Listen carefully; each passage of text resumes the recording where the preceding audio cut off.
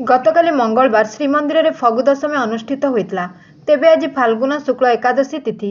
ଏହି ଅବସରରେ ମହାପ୍ରଭୁଙ୍କ ଚାଚିରି ବେଶ ଅନୁଷ୍ଠିତ ହୋଇଛି। ମଧ୍ୟାହ୍ନ ଧୂପ ବଢ଼ିବା ପରେ ମହାପ୍ରଭୁ ଚାଚିରି ବେଶରେ ଅଗଣିତ ଭକ୍ତଙ୍କୁ ଦର୍ଶନ ଦେଉଥିବା ବେଳେ ସେପଟେ ମହାପ୍ରଭୁଙ୍କ ଆଜ୍ଞାମାଳ ପାଇଁ ଚଳନ୍ତି ପ୍ରତିମା ଦୋଳଗୋବିନ୍ଦ ଭୂଦେବୀ ଶ୍ରୀଦେବୀ ସ୍ୱତନ୍ତ୍ର ବିମାନରେ ବସି ଜଗନ୍ନାଥ ବଲ୍ଲଭ ମଠକୁ ବିଜେ କରିଥିଲେ। ସେଠାରେ ଠାକୁରଙ୍କ ଝିମିରି ଫଗୁ ଚନ୍ଦନ ଓ ପ୍ରସାଦ ଲାଗି ହୋଇ ବନ୍ଦାପନା ନୀତି ଅନୁଷ୍ଠିତ ହୋଇଥିଲା। आज फाल्गुन शुक्ल एकादशी अवसर में श्रीमंदिर में अनुष्ठित होइछि महाप्रभुଙ୍କ चाचेरी बेश सह चाचेरी भोग।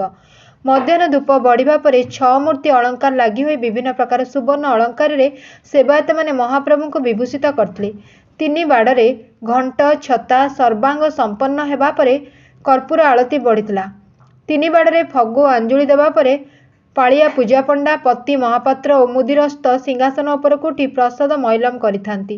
सेहीपरि मध्याह्न धूप बढ़िबा परे महाप्रभुଙ୍କ आज्ञामाळ पई दोलगोविंद भूदेवी श्रीदेवी स्वतंत्र विमान ने विजय करी जगन्नाथ बल्लभ मठ को आस्थिले। सेठारे अबीर और फगु लागि करा जायतिला। Bureau report Ekamra news.